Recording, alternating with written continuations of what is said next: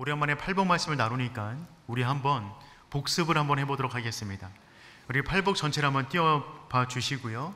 여러분, 팔복은 주님께서 우리에게 주기를 원하시는 8가지 복을 대놓고 말씀하신 복의 내용들입니다.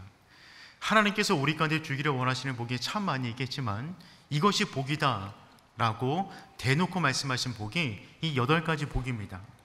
이 8가지 복은 그러므로 우리에게 매우 중요한 복이 되겠죠. 그런데 맨 첫 번째 복이 무엇이냐면 심령이 가난한 자는 복이 있나니 천국이 그들의 것이미오입니다. 그리고 맨 마지막 복이 무엇이냐면 의를 위하여 박해를 받는 자는 복이 있나니 천국이 그들의 것임이라. 그러니까 첫 번째 복과 8번째 복의 맨 결론이 동일합니다. 천국이 그들의 것이미요. 즉 팔복 전체는 어떤 복을 우리에게 말해주고 있는 것이냐면 천국을 복으로 주는 것입니다.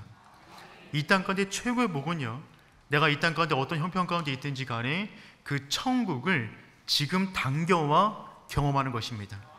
우리가 앞으로 천국에 들어가서 영원히 누리게 될 엄청난 그 복이 있는데 그 복을 지금 당겨와 내가 살아가는 날 동안에 천국을 경험하는 삶, 그 삶이야말로 진짜 복이 되는 것이죠. 그래서 시제를 보면 첫 번째 복과 마지막 복만 현재 시제로 되어져 있어요. 현재 지금 그 복을 누려야 한다는 것입니다. 그런데 그 안에 있는 2번째부터 7번째 복은요, 전부 다 미래 시제로 되어져 있습니다. 미래에 그와 같은 복을 온전히 경험하게 된다는 말입니다. 물론 지금도 그 복의 그림자 속에 있습니다. 지금도 하나님의 은혜 가운데 거하는 사람들은 그 복의 부스러기를 먹을 수가 있어요. 그리고 우리의 인생은요, 주님께서 주시는 그 부스러기만으로도 만족한 인생을 살아갈 수가 있습니다. 그런데 성경의 약속은 무엇이냐면 지금 우리가 그와 같은 복의 그림자를 경험하지만, 그와 같은 부스러기를 먹지만 그것만으로도 큰 복이지만 앞으로 우리에게 준비된 복은 더욱더 크다는 것입니다. 지금 우리가 이 땅 가운데 하나님의 위로를 경험하게 돼요. 그런데 앞으로 겪을 위로에 비하면 아무것도 아닙니다. 지금 우리가 이 땅 가운데 땅을 기업으로 얻습니다. 영향력을 얻게 돼요. 하지만 앞으로 얻게 될 복에 비하면 아무것도 아니라는 것이죠. 지금 우리가 배부름을 얻게 될 것입니다. 하지만 앞으로 천국잔치에 참여하여 얻게 될 복에 비하면 그거는 그림자에 불과하다 라고 하는 지금 말씀을 하고 있는 것입니다. 그러므로 지금 현재적으로 이 복을 경험하는 사람들은요, 앞으로 받을 복에 대한 기대감을 더 크게 갖고 살아가는 거예요. 지금도 이렇게 좋은데 앞으로 더 좋은 게 있다고? 지금도 나는 만족하는데 더 큰 게 있다고? 지금도 나는 배부른데 더 배가 부를 수 있다고? 그 엄청난 앞으로 받게 될 복을 기대하며 이 땅 가운데 살아가는 그 사람들이 복의 사람이고 그 사람들을 제자라고 부르는 것입니다. 여러분, 그 복을 기대하며 살아가는 저와 여러분 되었으면 좋겠어요. 지금도 만족할 수 있지만 앞으로 받을 복은요, 더욱더 크다고 성경은 기록이 되어져 있습니다. 예를 들어서 여러분, 수평선 위에 떠 있는 그 태양을 멀리서 바라본 것도 아름답잖아요. 한번 태양 사진 볼까요? 아름답잖아요. 그런데 그 태양을 우주에서 직접 본다고 생각해 보신다면 입이 떡 벌어질 겁니다. 그 멀리서 보는 그 태양만 보더라도 우리는 참 무언가 따뜻하고 감동이 되는데, 우리가 우주에 나가서 태양을 직접 본다 그러면 얼마나 감격이겠어요? 그런데 어찌 천국에서 누리게 될 그 복을 저 태양에 비유할 수가 있겠습니까? 저 태양을 만드신 그분의 영광의 빛 아래서 우리가 이 복이 약속해 준 그 모든 것들을 누리게 되는 것입니다. 그러니 사랑하는 성도 여러분, 팔복의 사람 되기를 축복합니다. 다른 복은 조금 부족하더라도 이 복만큼은 우리가 반드시 받아 누려야 하는 것입니다.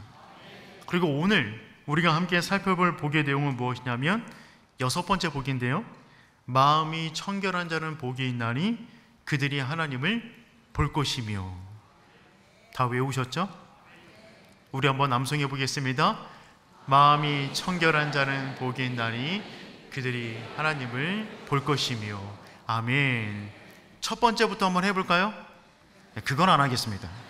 서로 민망할 수 있으니까. 그런데 하나님께서 우리에게 이 복을 주기를 원하시는데 그게 복인 줄 알아야 받아 누릴 거 아니겠습니까? 그러니까 우리가 적어도 복이잖아요.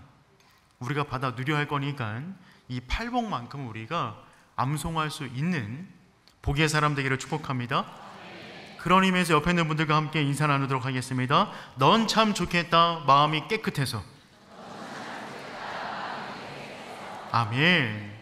그럼 마음이 깨끗하다는 것 정말 큰 복입니다. 아무나 가질 수 있는 마음이 아니에요. 여러분, 마음이 깨끗한 분 보셨어요? 마음이 청결한 분 보셨어요? 이 복은요, 아무나 누릴 수 있는 복이 아닙니다. 팔복의 말씀을 묵상하며 말씀을 나눌 때마다 저 개인적으로 이 모든 복이 정말 귀하다. 첫 번째 복을 전할 때는 첫 번째 복은 정말 귀하다. 두 번째 복을 나눌 때는 이거는 첫 번째보다 더 귀한 것 같네. 세 번째를 나눌 때는 이건 정말 큰 복인데 라는 마음이었는데요, 이 복은 정말 짱입니다. 정말 최고예요. 정말 이 복을 누릴 수만 있다면 얼마나 좋을까라는 마음이 들었어요. 물론 다음 주도 비슷한 말을 할 것 같습니다. 하지만 이 복은 진짜 너무나 좋은 복입니다. 여러분 생각해 보세요. 위에 있는 복들입니다. 그들이 위로를 받을 것이다. 그들이 땅을 얻게 될 것이다. 그들이 배부르게 될 것이다. 그들이 긍휼히 여김을 받게 될 것이다. 그것도 굉장한 복인데요, 이 모든 것을 한꺼번에 받는 복은 무엇일까요? 하나님을 보는 거예요. 하나님을 보면 이 모든 걸 부분적으로 경험하는 것이 아니라 그냥 통째로 경험하는 것입니다. 우리의 기도 제목이 뭐든지 간에, 우리의 삶의 아픔이 무엇인지 간에, 우리 고통의 의미가 무엇인지 간에 그 단편적으로 주어지는 기도 제목을 다 응답받는 것보다 더 중요한 것, 그분을 그냥 보는 거예요. 그분을 보면 그 모든 복이 그냥 한꺼번에 밀려오는 것이죠. 심지어 하나님을 본다라는 이 복은 얼마나 귀한 복이냐면, 여러분 천국에 들어갔어요. 천국에 들어갔는데 그곳에서 하나님을 볼 수가 없어요. 그럼 천국일까요? 내가 지옥을 갔는데 그러지 않기를 축복해요. 근데 그곳에서 하나님 만났어요. 그곳에 하나님 계세요. 그러면 그곳이 어디예요? 천국이에요. 장소의 문제가 아니란 말입니다. 상황의 문제가 아니란 말이죠. 하나님과 함께하는 곳이 천국이 되는 것이죠. 하나님과 함께하면 내 모든 고통, 내 모든 슬픔은 그냥 가려지는 것입니다. 그러니 이 복이야말로 진짜 복 중에 복이 되는 것이죠. 다른 복은 몰라도 정말 이 복만큼은 우리 모두가 받아 누릴 수 있는 하나님의 사람 되기를 축복합니다. 그렇다면 이 복의 출발은 마음이 청결한 자는 복이 있나니로 시작이 되어지는데, 그렇다면 그 마음이라는 것은 무엇일까요? 마음이 청결한 자가 복이 있다라고 말씀하시는데 그 마음은 도대체 무엇일까요? 성경에서 마음이라고 말하면 이 마음의 의미는 무엇이냐면 가장 진실된 자기 자신을 말합니다. 성경에서 마음이라는 단어가 등장하면 그냥 감정을 말하는 것이 아니라, 한 신체 일부 기관을 말하는 것이 아니라, 마음이라는 것은 가장 진실된 자기 자신을 의미하는 단어가 마음이 돼요. 그래서 마음이라는 단어의 그리스어는요, 카르디아라는 단어입니다. 카르디아 단어인데 이 단어에서 심장이라는 영어 단어가 나왔어요. 그래서 심장을 뛰게 하는 그 운동을 나타낼 때 쓰는 단어가 카디오라는 단어인데요, 이 단어가 카르디아에서 나왔어요. 그러니까 사람의 심장이 사람의 본질이라면 그 마음이 사람의 본질일 것인데 그 단어가 지금 여기서 나왔다는 말입니다. 그래서 마음이라는 것은요, 인간의 삶 전체를 의미합니다.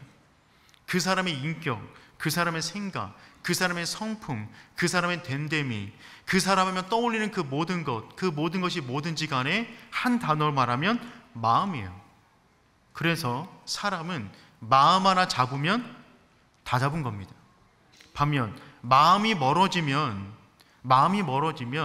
그냥 뭐 하나 멀어졌다는 것이 아니라 그냥 그 사람 존재가 멀어졌다는 겁니다. 마음은 그 사람 자체이고 그 존재를 말해주는 것이죠. 그래서 성경은 마음을 굉장히 강조합니다. 한번 찾아볼까요? 잠언 4장 23절 말씀 우리 함께 읽어보겠습니다. 무릇 지킬 만한 것 중에 더욱 내 마음을 지키라. 생명의 근원이 이에서 남이다. 아멘. 무릇 지킬 만한 것이 있다면 무엇을 더욱 지키라고요? 내 마음을 지키라. 마음을 지켜야 됩니다. 왜냐하면 생명의 근원이 거기에 있기 때문에 그래요. 그러므로 마음을 지키는 것은 생명을 지키는 거예요. 잠언 23장 7절 말씀은 다음처럼 말을 합니다. 우리 함께 읽겠습니다.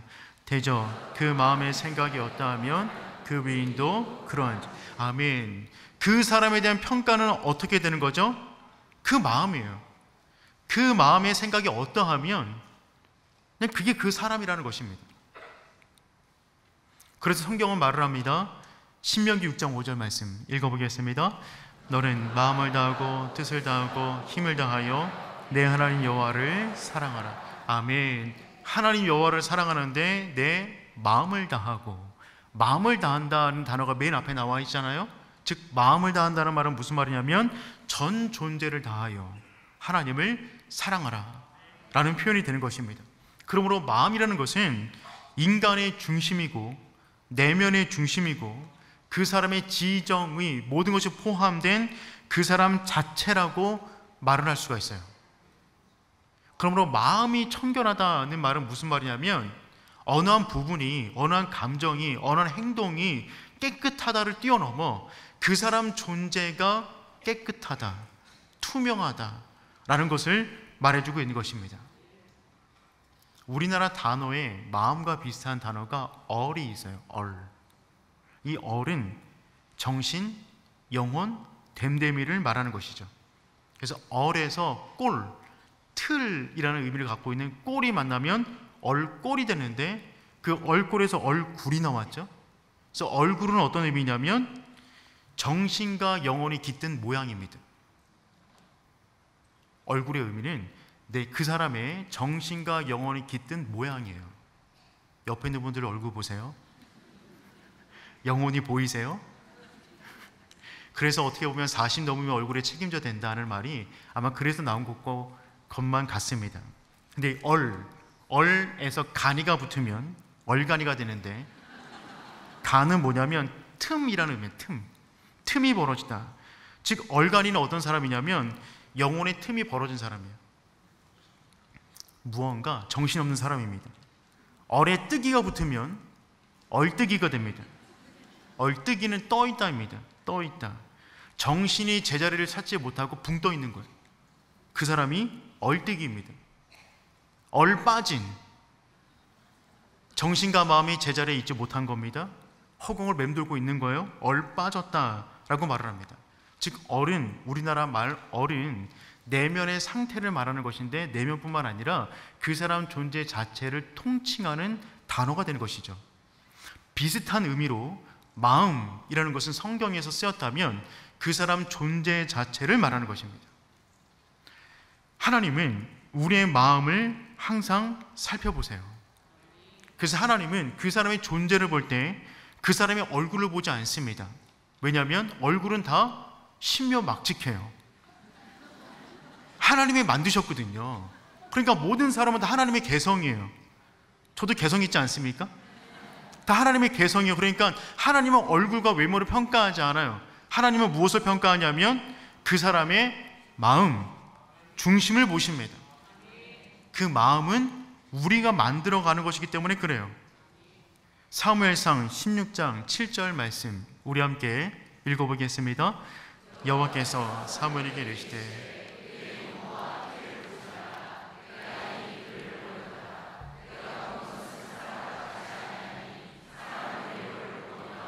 나 여호와는 중심을 보느니라 하시더라. 아멘. 저는 이 말씀이 얼마나 좋은지 몰라요?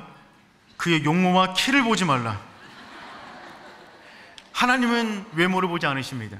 하나님은 중심을 보십니다. 사무엘조차, 선지자 사무엘조차 용모를 보았어요. 외모를 보았어요. 근데 하나님께서 그 사람이 아니다. 내가 보는 사람은 용모가 아니라 나는 마음을 보고 있는데 하나님은 다윗을 보고 있었어요. 근데 사람들은 마음의 가치를 모르니까 마음을 준다 그러면 그 가치를 잘 모릅니다. 그래서 청소년들에게 물어보았습니다. 가장 받기 싫은 1순위 선물이 무엇인가? 가장 받기 싫은 선물이 뭐냐면 마음의 선물이에요. 그거 어디다 쓰냐는 겁니다. 마음의 선물이 아니라 눈에 보이는 뭔가를 달라는 거죠. 사람은 계속해서 눈에 보이는 것을 가지고 평가하기 때문에 외모와 용모를 중요하게 생각합니다. 신동엽 씨가 이런 말을 하더라고요. 이병헌 씨 어린 딸을 보게 되었는데 그 딸아이가 막 울었대요. 신동엽 씨가 너무 귀여워서 어이구 하고 달래주려는데 그걸 보고 더 크게 울었답니다. 근데 그 옆에 송승헌이 있었어요. 제 영웅고등학교 동창 송승헌, 제 동창입니다. 학교 양대산맥이었는데요. 여러 가지 의미로 그 송승헌이 얼굴을 비치자 그 아이가 울음을 뚝 그쳐납니다. 새침하게 고개를 살짝 돌렸대요. 그러니까 그 아이도 잘생긴 얼굴을 아는구나 라고 이병헌 씨가 말을 했다고 그러더라고요. 아이도 얼굴을 봅니다. 개그맨들의 외모는요, 여러 가지 의미에서 선택을 또 받아요. 개그맨 시험장에 오지연 씨가 시험문을 들고 들어갔는데 시험관이 그 얼굴만 보자마자 너 합격! 그랬답니다. 아무것도 하지 않았는데 너 합격. 더 심한 분이 누구냐면 오정태 씨인데 이분은 그냥 지나가고 있었대요. 근데 PD가 멀리서 보고 야 너 합격! 시험 보러 오지도 않았는데. 외모를 본다는 겁니다. 세상은 외모를 봐요. 그래서 외모가 좋으면 세상살이의 덕을 보게 됩니다. 심지어 목사도 외모가 중요하다고 말하는 세상입니다. 세상의 기준은 외모이기 때문에 외모가 좋으면 세상의 선택을 받는 것은 당연합니다. 그런데 하나님은 중심을 보세요. 마음을 보세요. 세상의 기준이 외모를 보고 사람을 선택한다면 동일한 의미에서 하나님은 외모가 아닌 중심을 보시기 때문에 하나님이 선택하는 사람은요, 마음이 깨끗한 사람이 되는 것입니다. 하나님 앞에서 우리의 마음을 속일 수가 없어요. 저는 속이기 쉬울 겁니다. 설교 시간에 조금만 집중해서 들어주시고 아멘 크게 하시면 저는 그분에게 호감을 크게 가질 거예요. 하지만 하나님을 속일 수가 없어요. 아멘하는 그 순간에도 우리의 마음이 콩밭에 갈 수 있거든요. 하나님은 우리의 마음을 지금도 감찰하고 계신다는 것입니다. 그래서 하나님은 엘리압이 아닌 다윗을 선택하셨어요. 왜 하나님은 엘리압이 아닌 다윗을 선택하셨을까요? 그의 마음이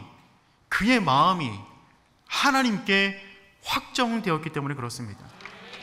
시편 57편 7절에서 11절까지 말씀, 다윗의 시인데 우리 함께 읽어보겠습니다. 하나님이여, 내 마음이 확정되었고 내 마음이 확정되었사오니 내가 노래하고 내가 찬송하리로다. 내 영광아 깰지어다. 비파야 수금아 깰지어다. 내가 새벽을 깨우리로다. 주여, 내가 만민 중에서 주께 감사하며 문나라 중에서 주를 찬송하리이다. 무릇 주의 인자는 커서 하늘에 미치고 주의 진리는 궁창에 이르나이다. 하나님이여, 주는 하늘 위에 높이 들리시며 주의 영광이 온 세계 위에 높아지기를 원하나이다. 아멘. 다윗은 고백합니다. 하나님이여, 내 마음이 확정되었사오니. 그 마음이 확정되었다는 것입니다. 어느 부분에 확정되었냐면 내가 하나님을 노래하고 찬송하리로다. 깰지어다. 내가 새벽을 깨우리로다. 아침 일찍 일어나서 하나님을 찬양하기를 원하는 것입니다. 온 열방 가운데 땅끝까지 이르러 오직 하나님의 이름만 영광을 받기를 원하시는 그 마음을 가지고 다윗은 양을 칠 때마다, 어느 곳에 있을 때마다 하프를 켜면서 하나님을 찬양했던 사람이었어요. 하나님이 그 마음을 보시는 것입니다. 그래서 엘리압이 아닌 다윗을 선택하시는 거예요. 다윗의 마음은요, 하나님과 합해 있었어요. 붙어 있었어요. 사도행전 13장 22절 하반절 말씀 읽어보겠습니다. 내가 이세 아들 다윗을 만나리 내 마음에 맞는 사람이라. 내 뜻을 다 이루리라 하시더라. 아멘. 내 마음에 맞는 사람이라. 옛날 버전에서는 내 마음에 합한 사람이라 라고 기록이 되어져 있었습니다. 내 마음에 맞는 사람이라, 이 말의 원어적 의미는 무엇이냐면 그의 마음과 같다 라는 의미입니다. 즉 하나님이 다윗을 향한 마음이나 다윗이 하나님을 향한 마음이 같다, 이 말이 마음이 맞는 사람이다라는 의미가 되는 것입니다. 하나님이 우리를 향한 마음은 한결같아요. 독생자 예수 그리스도를 주기까지 우리를 향한 엄청난 사랑으로 우리를 바라보고 계십니다.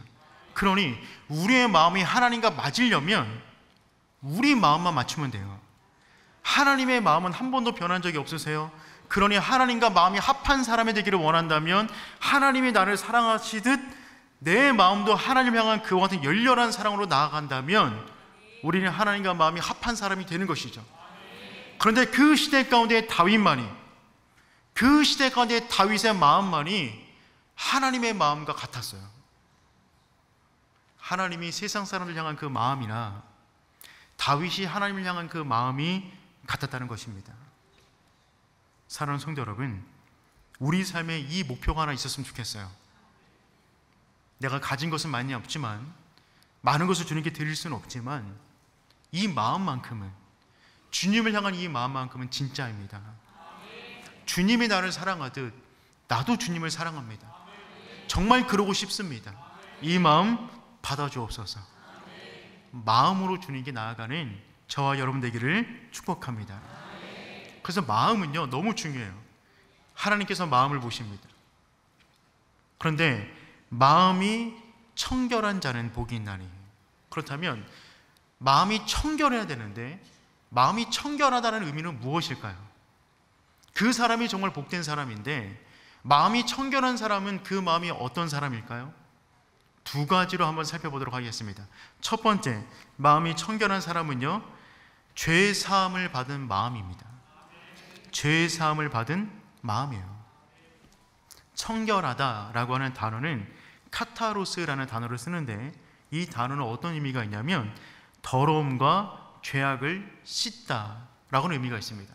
그러니까 마음이 청결한 자는 복이 있나니 라고 했는데, 그 마음은 어떤 마음이냐면 죄로부터 씻음을 받은 마음이 되는 거예요. 그 마음이 죄로부터 씻음을 받았어요. 그래서 그 마음이 너무 깨끗한 거예요. 여러분, 온 만물 가운데 가장 오염된 것은 무엇일까요? 마음이에요. 모든 사람들이 환경 오염을 신경 쓰고 있지만 실은 우리 마음이 어떤 것보다 부패해 있어요. 예레미야 17장 9절 말씀 우리 함께 읽어보겠습니다. 만물보다 거짓되고 심히 부패한 것은 마음이라.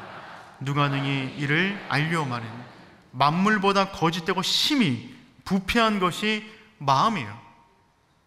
우리 속 안으로 들어가면 모든 것이 다 더러워집니다. 사람은 그런 존재예요. 여러분, 아무리 비싸고 아무리 아름답고 아무리 맛있는 음식이 있다 하더라도 그 음식이 우리 입안에 들어가는 순간 더럽게 됩니다. 아무리 비싸고 아무리 아름다워도요, 그 음식이 내 입에 들어가서 밖으로 나오는 순간 더러운 것이 돼요. 사람은 그런 존재입니다. 그런데 우리 안에 들어가 있는데 음식만 더러우면 괜찮을 것 같은데 우리 안에 들어와 있는 그 모든 것들이 전부 다 타락했어요. 우리 안에 있는 것을 누군가가 깨끗하게 볼 수만 있다면, 우리 안에 있는 모든 것이 투명해서 누군가가 볼 수 있다면 우리가 어떻게 이 사회 속에 살아갈 수가 있단 말입니다. 우리는 타락했는데 우리의 형편은 시간이 지날수록 더욱더 오염된다는 것입니다. 사람은 시간이 지날수록 더욱더 악해져요. 옛날에는 밤거리를 이렇게 걸어 다녀도 크게 무섭지가 않았어요. 좀 무서웠다가도 누군가 오는 사람 만나면 마음이 놓였습니다. 지금은 그 사람이 더 무서워요. 저도 이게 밤에 집으로 걸어가려다 보면 뒤에서 누가 따라오는 소리 들리잖아요. 괜히 긴장합니다. 그리고 뭔가 손에 힘이 꽉 들어갑니다. 역으로 제가 걸어가고 있는데 저는 그냥 집으로 가고 있는 거예요. 근데 그런 경우 많이 있어요. 앞에 한 학생이 늦게 공부하고 걸어가고 있는 겁니다. 여학생이. 제가 뒤에서 따라가잖아요. 저는 집으로 가고 있는 거예요. 그런데도 그 학생이 저를 무서워할까 봐 제가 때로는 멈췄다가 늦게 간 적이 있어요. 세상이 악해지고 사람이 악해지니까 사람이 가장 무서운 시대가 되었어요. 그런데 청결한 마음은 어떤 사람이냐면 죄사함, 그 모든 죄에서 씻음을 받은 그 사람이 진짜 복의 사람이라는 것입니다. 여러분, 우리가 어떻게 하면 우리 안에 있는 죄성을 없애버릴 수가 있을까요? 성경은 온통 그 이야기입니다. 성경은 다른 이야기가 아니에요. 죽고 사는 이야기고요, 죄사함과 관련된 이야기가 성경 전체 이야기가 되는 것이죠. 사두개인과 바리새인들은 이 죄의 문제를 해결하기 위하여 온갖 율법을 만들었습니다. 10계명의 10가지 계명을 확산시켜 613가지의 계명을 만들었어요. 뭐뭐 하라, 뭐뭐 하지 말라. 그 계명을 다 합치면 613가지의 계명을 만들었어요. 그리고 시간이 지납니다. 시간이 지나면 지날수록 613가지 다 외우기도 힘들잖아요. 우리 팔복도 외우기 힘든데 613가지 어떻게 다 외울 수가 있겠어요? 그러니까 달달달달 외우고 그냥 그것을 기계적으로 행하는 것 뿐입니다. 그걸 왜 하는지도 몰라요. 율법의 정신을 잃어버린 채 그거 지키기도 급급하단 말이죠. 어느 순간에는 율법의 껍데기만 남았어요. 그렇게 지킨 율법이 우리를 지켜줄 수 있을까요? 텅 빈 경건이라는 책이 있는데 그 책 가운데 다음과 같은 예화가 나옵니다. 어떤 교회에 있었던 실화라고 말씀을 하시더라고요. 목사님이 새롭게 어떤 교회를 부임하셨어요. 근데 그 교회에 독특한 점이 있었는데 새벽 예배를 인도할 때 그 곡을, 찬양곡을 누가 선택하냐면 목사님이 아니라 반주자가 선택했답니다. 너무 이상해서 반주자가 올리는 곡만 새벽 예배 때 찬양하는 거예요. 근데 왜 이럴까? 여러 사람에게 물어봤는데 누구도 그 이유를 모르는데 이렇게 해야만 합니다, 그렇게 해왔습니다라고 말씀하셨대요. 너무 궁금해서 계속 수소문하다가 그 이유를 알게 되었는데 그것은 무엇이냐면 예전에 새벽 예배 반주자가 없어서 어떤 분께 간곡히 부탁드렸는데 그분이 반주를 잘 못하셨대요. 그래서 그분이 할 수 있는 곡만 불렀답니다. 근데 그분은 이제 하셔서 교회를 떠나셨고 새로운 반주자가 정말 잘 치시는 분인데 그분은 모든 곡을 다 칠 수 있거든요. 그런데 그냥 반주자가 올리는 곡을 늘 해왔으니까 그렇게 해왔다는 것입니다. 의미도 모른 채 해왔으니까 그냥 해오는 것이라는 것이죠. 예수님 당시 율법이 그와 같았어요. 이거 왜 하는지도 모릅니다.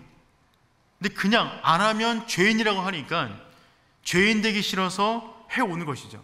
심지어는 율법을 선포하시고 율법의 완성 되시는 예수 그리스도가 이 땅 가운데 오셨음에도 불구하고 그 예수님을 자신들이 만들어 놓은 율법의 잣대로 마음대로 판단합니다.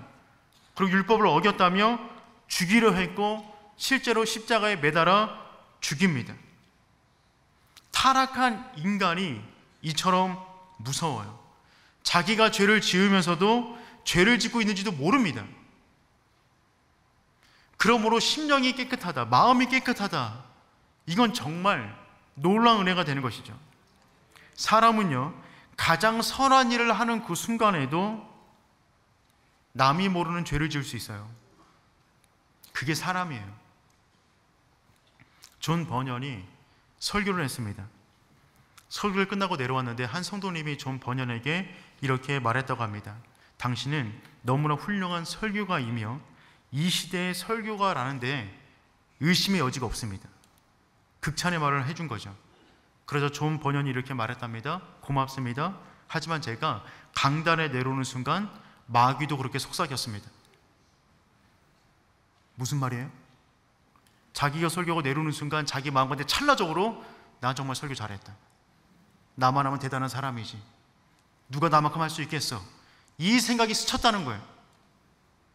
강단 위에서 설교하는 사람도 가장 거룩한 일을 행하는 그 순간에도 찰나적으로 죄를 지을 수가 있는 거예요. 그러니 우리가 어떻게 하면 이 청결한 마음을 가질 수가 있겠습니까? 우리의 행함이 아닌 오직 예수 그리스도의 십자가의 공로로만 가능하게 되는 줄 믿습니다. 요한일서 1장 7절 말씀 우리 함께 읽어보겠습니다. 그 아들 예수의 피가 우리를 모든 죄에서 깨끗하게 하실 것이요. 아멘. 우리의 모든 죄를 깨끗하게 하는 것이 무엇이라고요? 예수의 피가, 예수의 피가 우리를 모든 죄에서 모든입니다. 과거 지었던 죄, 현재 지었던 죄, 앞으로 지을 죄, 우리가 알고 지은 죄, 모르고 지은 죄, 그 모든 죄에서 우리를 깨끗하게 하실 것이요. 에베소서 1장 7절 말씀 우리 함께 읽어보겠습니다. 우리는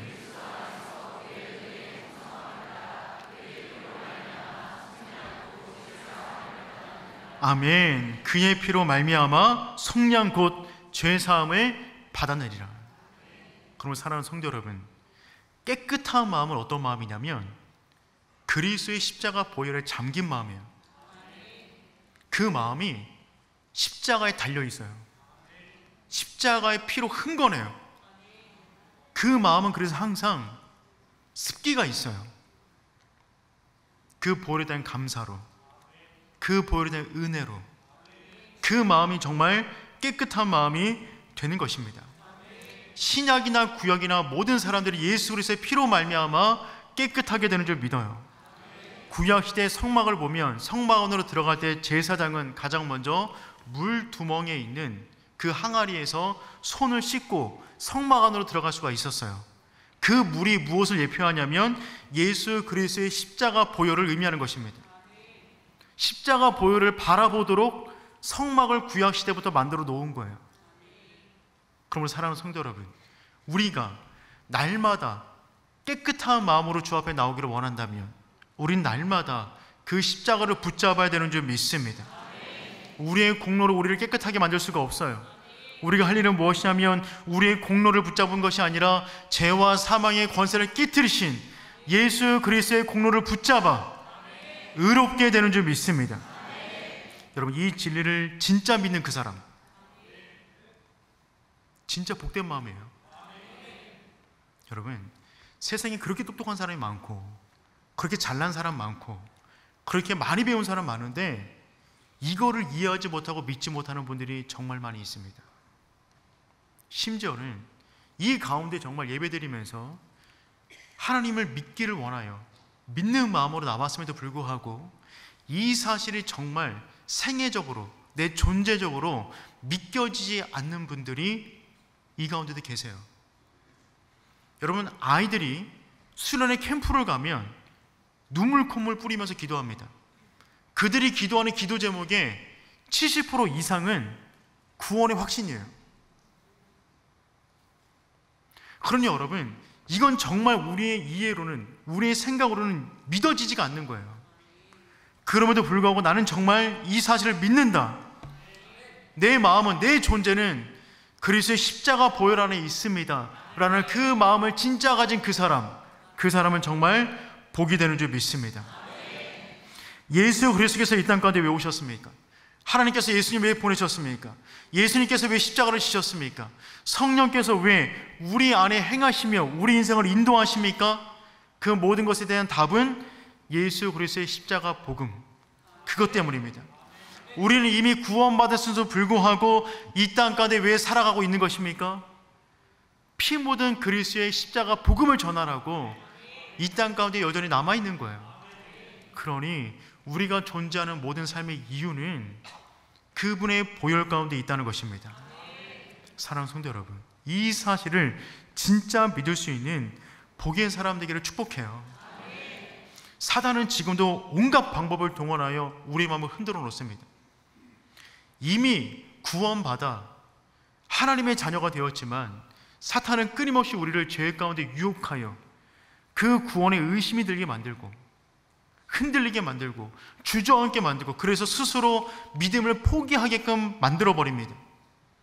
사탄이 지금 어떤 일을 하고 있냐면 우리 가운데 뿌려진 그리스도의 보혈의 공로를 말려버리는 일들을 해나가고 있어요. 지금도 끊임없이 우리를 그 부분에 대한 확신 속에서 멀어지도록 만드는 겁니다. 성령님은 우리 가운데 어떤 일을 행하십니까? 다양한 방법을 동원하여 그 믿음이 확고해지도록 역사하시는 겁니다. 그러니까 사탄이 하는 일과 하나님이 하는 일은 정반대에서 동일한 일이에요. 그리고 우리는 그 마음을 그 사이에서 지켜나가는 것입니다. 사랑하는 성도 여러분, 죄와는 상관없는 하나님의 사람 되기를 축복합니다. 그 마음이 정말 청결한 마음이에요. 내 삶 가운데 어떤 문제가 오든지 간에, 내 삶 가운데 어떤 고통이 있든지 간에 나는 하나님의 자녀입니다. 나는 그리스도의 보혈 안에서 안전합니다. 이 마음을 갖고 살아가는 우리의 성도 되기를 축복합니다. 두 번째, 청결한 마음은 어떤 마음이냐면 하나님을 향한 일편단심의 마음입니다. 하나님을 향한 일편단심의 마음이에요. 청결하다라고 하는 단어의 의미 가운데 세상과 섞이지 않았다라고 하는 의미가 들어가 있어요. 그래서 깨끗하다라고 하는 이 카타로스라고 하는 단어의 두 번째 의미는 무엇이냐면 옷에 더러운 것이 묻었는데 그 더러운 것을 깨끗하게 씻겨내 온전히 깨끗한 상태, 그것을 말합니다. 그래서 이 깨끗하다라고 하는 카타로스라는 단어에서 카타르시스라는 단어가 나왔어요.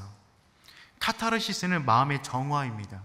마음의 정화인데 그냥 정화가 아니라 마음이 올바른 방향으로 나아가는, 올바른 방향에서 씻김을 받는 그것을 카타르시스를 느꼈다라고 말하는 것인데, 그 단어가 깨끗하다라고 하는 단어에서 나왔어요. 즉 청결은 어떤 의미가 있냐면 우리 가운데 묻어있는 세상의 때가 씻겨져 나가, 그 모든 갈라진 마음들, 하나님을 향해서 집중하지 못하게 만드는 모든 세상의 때가 씻겨져 나가 하나님을 향한 일편단심의 마음을 갖는 그 마음, 그 마음이 깨끗한 마음이 되는 겁니다. 그래서 성경은 이렇게 말을 하고 있어요. 마태복음 15장 8절 말씀 우리 함께 읽어보겠습니다. 이 백성이 마음은 내게서 멀도다. 여러분, 예수님께서 말씀하셨어요. 이 백성이 입으로는 나를 공경하되 마음은 내게서 멀도다.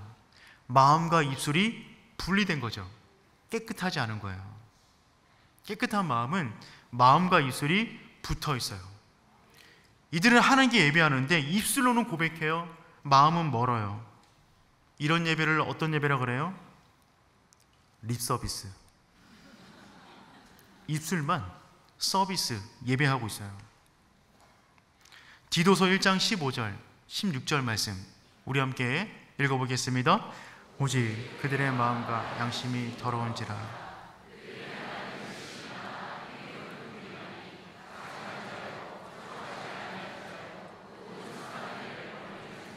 아멘. 오직 그들의 마음과 양심이 더러운지라. 마음이 더럽답니다. 마음이 깨끗하지 않아요. 그 형태가 어떠냐면 그들이 하나님을 시인하나, 입으로 시인해요, 행위로는 부인해요. 입으로 시인해요, 행위로는 부인해요. 행동과 입이 따로는 것입니다. 하나 되지 않았어요. 이런 마음이 깨끗하지 않은 마음이에요. 하나님은 우리의 입술과 우리의 마음이 하나 되기를 원하십니다. 또한 하나님은 우리의 입술과 우리의 손발의 행동이 하나 되기를 원하세요.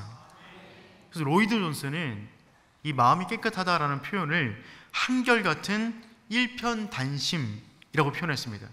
Single minded. 일편단심, 하나된 마음, 갈라지지 않은 마음이라고 표현했어요. 세상은 끊임없이 우리의 마음을 갈라치게 합니다. 찢어놔요. 갈라놓게 만들어요. 그 가운데 우리의 갈라진 모든 마음들을 하나로 모아서 오직 하나님을 향한 일편단심의 마음을 갖는 그 마음은 정말 복된 마음이에요. 아무나 이 마음을 품을 수 있는 것이 아닙니다. 루터는 그런 사람이었어요. 1517년 면죄부 판매를 비판하며 95개조 방방문을 붙였습니다. 이 문제가 발단이 되어서 그는 파문당하게 됩니다. 그리고 1521년 황제로부터 부름을 받아요. 보름스 제국회의입니다. 황제 앞에 서는 거예요. 어떻게 말하냐에 따라서 그의 목숨이 끝날 수도 있습니다. 그 자리에 불려나가 그의 신앙을 거부하기를 원하는 사람들의 따가운 요청을 받았어요. 그때 루터는 그 보름스 제국회의에서 다음처럼 말을 합니다. 나는 성경과 분명한 이성의 증거에 설득되지 않는 한 교황이나 교회, 공회만의 근거로 내 양심을 굽힐 수 없습니다. 왜냐하면 그들은 종종 서로 모순되었기 때문입니다. 여기부터가 중요합니다. 나의 양심은 하나님의 말씀에 사로잡혀 있습니다. 나의 마음은, 나의 양심은 하나님의 말씀에 사로잡혀 있습니다.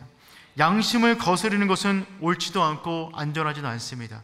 나는 여기 서 있습니다. 나는 달리할 수 없습니다. 하나님이여 나를 도우소서. 아멘. 그는 모든 사람이 지켜보는 가운데 자신의 한마디에 따라서 자신의 목숨이 끝날 수 있는 그 상황 가운데 자신의 마음을 말씀으로 묶었어요. 하나님을 향한 일편단심의 마음이 있었던 것입니다. 그 회의가 끝나고 밖으로 질질 끌려나가면서 루터는 다음과 같은 찬양 가사를 지었어요. 찬송가 585장입니다. 내 주는 강한 성이요, 내 주는 강한 성이요, 방패와 병기 되시니 큰 환난에서 우리를 구하여 내시리로다. 옛 원수 마귀는 이때도 힘을 써 모략과 권세로 무기를 삼으니 천하에 누가 당하랴. 이 땅의 마귀 들끓어 우리를 삼키려 하나 겁내지 말고 섞어라. 진리로 이기리로다. 친척과 재물과 명예와 생명을 다 빼앗긴다 해도 진리는 살아서 그 나라 영원하리라. 영원하신 그 나라를 바라봤던 루터, 그는 살아가는 모든 날 동안에 하나님을 향한 일편단심의 마음으로 살아갔던 것입니다. 사랑하는 성도 여러분, 정몽주의 단심가가 있다면 이 찬양은 성도의 단심가가 되는 줄 믿습니다. 하나님을 향한 갈라지지 않는 마음, 그 하나된 마음, 일편단심의 마음이 있는 저와 여러분 되기를 축복합니다. 우리의 마음은 참 약해요. 단단한 것 같다가도 약해요. 안전한 것 같다가도 휘둘려요. 그래서 하나님을 향한 일편단심의 마음을 갖는다는 것은 정말 어렵습니다. 우리의 마음은 상황에 따라 날뛰입니다. 생각은 복잡합니다. 삶은 산만해요. 조금 전에 하나님을 향한 단심의 마음이었다가도 예배 끝나고 돌아가면 우리의 마음이 흐트러지곤 합니다. 의사의 말 한마디, 생각보다 심각합니다. 이 한마디에 우리의 마음의 갈 바를 잃어버려요. 한밤중에 울리는 전화벨, 그 너머서에서 들려오는 자녀의 흐느끼는 울음소리에 부모는 마음 둘 곳을 찾지 못하여 잠을 잘 수 없는 거예요.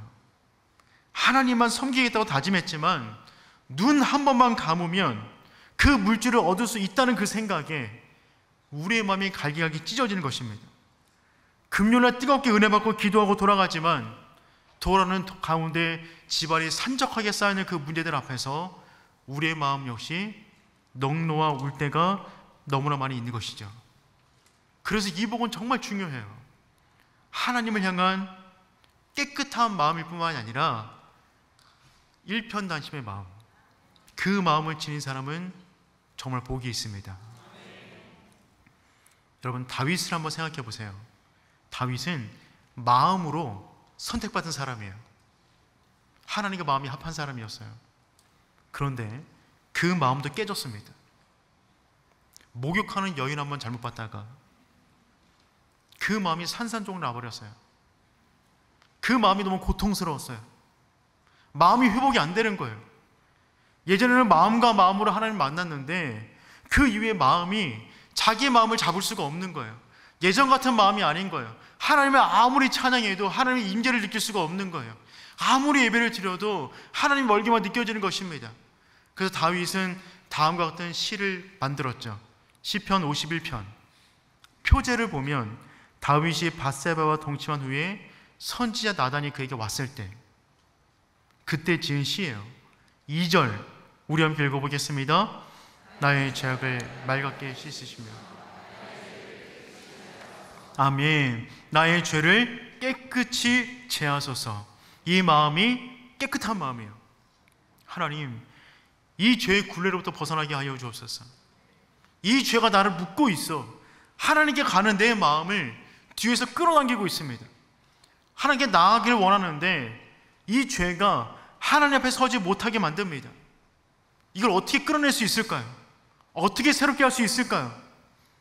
다윗은 다음처럼 고백해요. 10절입니다. 읽어보겠습니다. 하나님이여,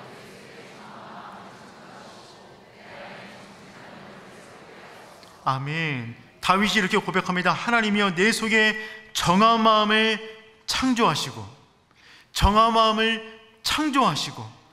여러분, 창조하다라는 단어는 바라인데 창세기 1장에 쓰여진 단어예요. 이 단어는 누구에게만 쓰는 거냐면 하나님에게만 사용됩니다. 창조는 하나님만 할 수 있기 때문에 이 단어는 하나님께만 쓰여져요. 그래서 이 단어를 신적 독점 단어라고 합니다. 하나님만 쓸 수 있는 단어, 창조 바라라는 단어를 쓰고 있어요. 즉 다윗은 지금 어떤 고백을 하고 있는 것입니까? 하나님, 내 마음 더러워졌습니다. 갈라졌습니다. 죄에 파묻혔습니다. 이 마음 구제불능입니다. 회복될 수 없습니다. 고칠 수가 없어요. 그래, 하나님, 이 마음 새롭게 만들어주세요. 이 마음 회복 안 됩니다. 새롭게 만들어주세요. 그 창조의 능력으로, 그 창조의 기운으로 내 마음을 새롭게 하여 주시사 예전과 같은 마음으로 주 앞에 나갈 수 있도록 인도하여 주시옵소서. 다윗이 얼마나 그 마음을 깨끗하게 하기 위해서 노력을 많이 했겠어요. 여러분, 더러워진 마음이요, 수련한다고 깨끗해지는 거 아닙니다.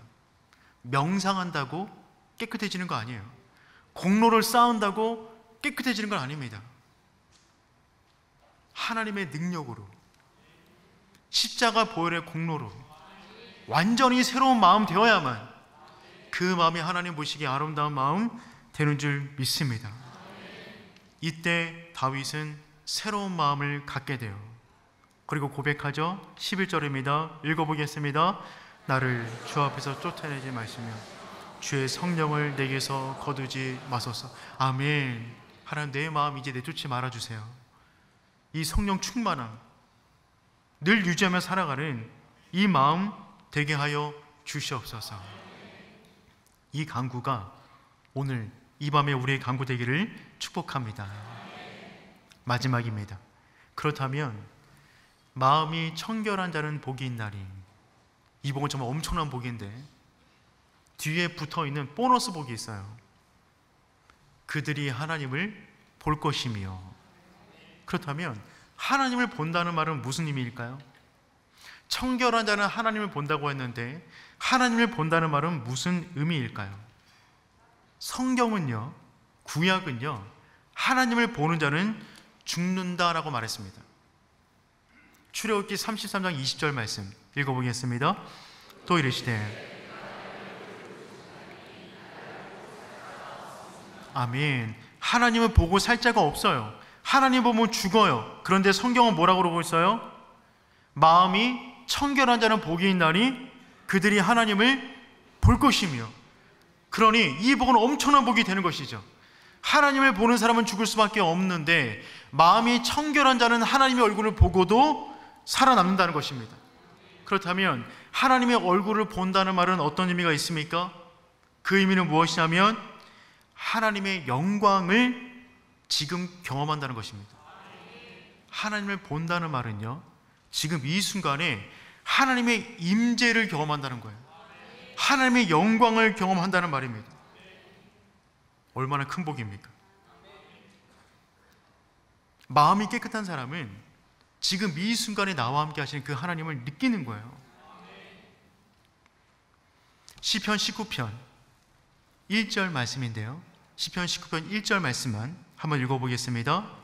하늘이 하나님의 영광을 선포하고 궁창이 그의 손으로 하신 일을 나타내는도다. 아멘. 하늘이 하나님의 영광을 선포하고, 마음이 깨끗한 자가 하늘을 보았어요. 그 하늘 속에서 무엇을 보는 것입니까? 하나님의 영광을 보는 거예요.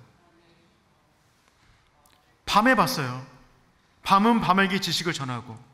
3절 보니까 언어도 없고 말씀도 없고 들리는 소리도 없어요. 어떤 소리도 없는데 그 어떤 소리도 없는 그 가운데 온 땅을 통하여 가득한 하나님의 영광을 보는 거예요. 마음이 깨끗한 사람, 내 마음이 그리스도의 보혈로 가득해요. 내 마음이 하나님의 일편의 마음이 있어요. 단심의 마음이에요. 그 마음으로 살아가는 모든 사람은 그 사람의 삶의 여건이 어떠하든지 간에 그가 서 있는 모든 곳에서 하나님의 임재를 느끼며 모든 구석구석 속에서 하나님이 나와 함께 하심을 경험적으로 느낀다는 말입니다. 요즘처럼 날씨가 맑을 때 하나님의 따뜻한 사랑을 느끼는 거예요. 땅에 걸어다니는 벌레들을 볼 때마다 이들을 만드신 하나님을 찬양하는 것입니다. 저녁 노을이 질 때마다 나를 향한 하나님의 사랑을 느끼는 것이죠. 가을 바람이 불어오는 것 같은 그런 느낌이 들 때마다 그 가운데 하나님의 놀라운 나를 향한 사랑의 기운을 느끼는 거예요. 하나님을 향한 집중된 영혼, 그리스도의 보혈에 잠긴 그 영혼은요, 모든 상황을 통해서 하나님을 느낍니다. 저는 하나님을 강하고 급한 바람으로 만났어요. 하나님을 향해서 일편단심의 마음으로 살겠다고 결단하고 신학교로 들어갔습니다. 제 의지로 들어갔어요. 저는 잘할 줄 알았어요. 근데 그 의지가 1년도 못 갔어요. 산산이 부서졌습니다. 나 같은 놈은 그 길을 가면 안 되겠더라고요. 그만두겠다는 마음 먹고 나가기 전에 마지막으로 그 신학교의 수요 전녁 예배를 참석했어요. 이 마지막이다. 참석한 그 자리에서 하나님을 새롭게 만났어요. 밀폐되는 공간이었는데 강하고 급한 바람이 저를 덮쳤어요. 저만 느끼는 바람이었는데 머리이 휘날리는 것 같았습니다. 온몸에 털이 서는 듯한 느낌을 받았어요. 그 순간에 다시 한번 깨달았습니다. 내가 이 길을 갈 수 있는 것이 아니라 하나님이 함께해 주셔야만 할 수 있는 거구나. 그때 저는 인격적으로 하나님을 처음 만났어요. 인격적으로 하나님 만나지도 않고 신학교 들어갔어요. 신학교 들어가서 하나님 만났어요. 그리고 그 이후로부터 종종 저는 찬양할 때마다, 말씀을 들을 때, 기도할 때마다 닭살이 돋는 걸 느낍니다. 저만 느끼는 건데요. 제가 이번 주 목요일 날 기도하러 갔는데 이번 주 목요일은 제가 그때 기도했던 그 장소로 가봤어요. 그 자리에 앉아서 다시 한번 그때의 하나님의 부르심을 느끼며 기도하고 있는데 그 순간에도 제 마음이 갈라져 있고 그 순간에 하나님께 온전히 집중하지 못하는 저의 모습들이 떠올려지더라고요. 다시 한번 하나님을 향한 그 마음을 다시 한번 다잡고 오는 시간이었습니다. 사랑하는 성도 여러분, 저는 그래서 그 이후로 이 바람이 불 때마다, 길거리에 나가서 바람이 불 때마다, 신선한 바람 맞을 때마다 저는 저를 향한 하나님의 특별한 손길로 느껴요. 저는 그런 경우로 만났으니까 바람은 저에게 하나님의 손길 같은 선물입니다. 저만 그러겠어요? 하나님을 향한 일편단심의 마음으로 살아가는 모든 사람들은 그 하나님을 어느 곳에든지 다 느낄 수가 있어요. 여행 가서 아름다운 풍경을 봤는데 그 속에서 하나님의 영광을 보는 것이죠. 그래서 여행 왔는데 꼭 비전틀이 와 있는 것만 같아요. 모든 것은 하나님을 느끼는 것입니다. 드라마를 보고 있는데 주인공이 하는 말이 예수님 말씀처럼 느껴요. 예수님 말씀처럼 들린 적 있으세요? 심지어는 가요를 듣는데 그 가요가 복음성가처럼 들려요. 임영웅의 사랑의 노래를 듣는데 하나님께서 나를 향한 사랑의 메시지처럼 들릴 때도 있습니다. 모든 상황을 통하여 하나님을 향한 일편단심의 마음이기 때문에 모든 것을 통하여 하나님을 보는 거예요. 모든 것을 통하여 하나님을 느끼는 겁니다. 그 사람이 마음이 청결한 자이다. 그것만으로도 복인데 그와 같은 사람은 눈이 맑아서, 마음이 맑아서 이 땅의 모든 공간과 모든 상황을 통하여 하나님을 보는 사람입니다. 하나님을 보는 저와 여러분 되기를 축복합니다. 너무 좋은 복 아닌가요? 갖고 싶지 않으세요? 이미 가지셨어요? 옆에 있는 분들과 인사하도록 하겠습니다. 넌 참 좋겠다. 마음이 깨끗해서. 말씀을 정리하도록 하겠습니다. 팔복의 6번째 복, 너무나 귀한 복입니다. 마음이 청결한 자는 복이 있나니 그들이 하나님을 볼 것이며. 우리 인생의 유일한 복 아닐까요? 주님 보기를 원합니다. 주님과 마음이 합하기를 원합니다. 주의 임재 가운데 내가 머물기를 원합니다. 그 평생의 복, 그 복을 가득 안고 살아가다가 우리 인생 마지막 날 호흡이 닿아여 눈을 딱 떴더니 정말 주님을 보는 거예요. 주님 보기를 갈망하며 이 땅까지 주님의 그림자를 보며 살았는데 이 땅의 마지막 날 눈 감고 딱 떴는데 그분을 눈앞에서 보는 거예요. 얼마나 큰 복일까요? 그 복을 사모하며 그 복을 누리며 살아가는 저와 여러분 되기를 축복합니다.